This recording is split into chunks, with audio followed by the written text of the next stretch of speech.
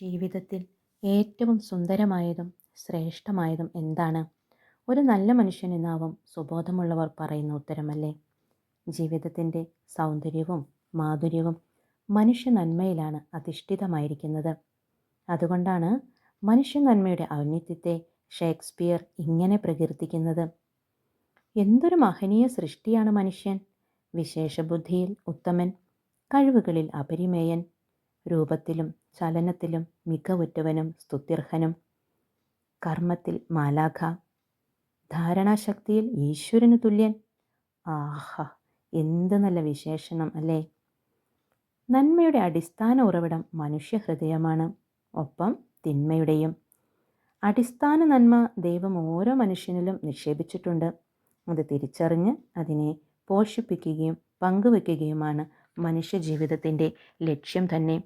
അതിന് ഒന്നാമത് വേണ്ടത് നന്മയും തിന്മയും തിരിച്ചറിയുക എന്നതാണ്. നമ്മുടെ ഹൃദയം ഒരു പാത്രം പോലെയാണ്. അതിൽ നന്മയുടെ നിർമ്മലജലം നിറച്ചാൽ ഹൃദയം തുളുമ്പുമ്പോൾ ചിന്തകളിലൂടെയും വാക്കുകളിലൂടെയും പ്രവൃത്തികളിലൂടെയും നന്മയുടെ നീരുറവ പുറത്തുവരും. തിന്മയുടെ കലക്കവെള്ളമാണ് അതിൽ നിറഞ്ഞിരിക്കുന്നതെങ്കിൽ ചിന്തകളിലൂടെയും വാക്കുകളിലൂടെയും പ്രവൃത്തികളിലൂടെയും തിന്മയുടെ മലിനജലം പുറത്തുവരും. നമ്മുടെ സ്വഭാവം സമ്പന്നമാക്കുന്ന മറ്റൊരു ഘടകം നമ്മുടെ സംസാര ശൈലിയാണ്. മറ്റ് ജീവജാലങ്ങളിൽ നിന്നും മനുഷ്യനെ വ്യത്യസ്തനാക്കുന്നത് തന്നെ സംസാരിക്കാനുള്ള അവൻ്റെ കഴിവാണ്.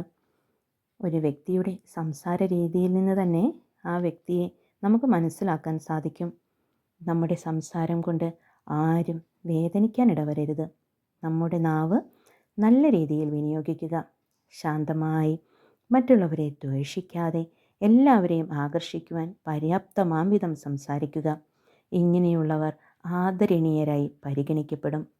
നമ്മെ നശിപ്പിക്കുന്ന മറ്റൊരു സ്വഭാവമാണ് അസൂയ.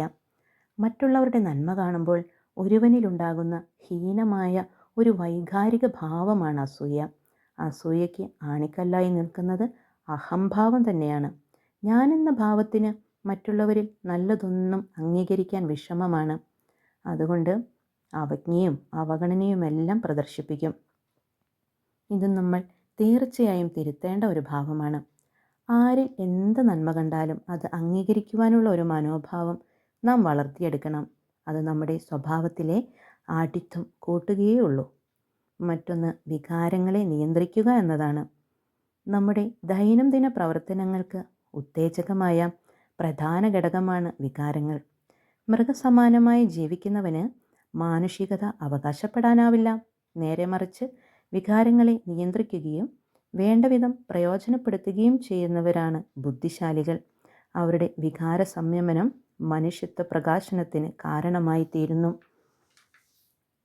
മറ്റൊരു നല്ല സവിശേഷ ഗുണം സദാചാരബോധമുണ്ടാവുക എന്നതാണ്. ജന്മന നല്ല കാര്യങ്ങൾ ചെയ്യാനുള്ള വാസന മനുഷ്യനുണ്ട്. അതുകൊണ്ടാണല്ലോ അക്രമവും അനീതിയുമൊക്കെ ഉണ്ടാകുമ്പോൾ കുറ്റബോധമുണ്ടാകുന്നത്. നന്മയോടുള്ള മനുഷ്യൻ്റെ ഈ ആഭിമുഖ്യത്തെയാണ് സദാചാരബോധം എന്ന് പറയുന്നത്. സമൂഹത്തിൽ നന്മ വിതയ്ക്കുന്നവന് മാത്രമേ നന്മ കൊയ്യാൻ പറ്റൂ. അതിനാൽ നാം എപ്പോഴും സദാചാരബോധത്തോടെ പ്രവർത്തിക്കണം. നമ്മുടെ അനാസ്ഥ, തെറ്റായ കാൽവെപ്പ്, ഇതൊക്കെ മൂലം സമൂഹം മലീമസമാകരുത്.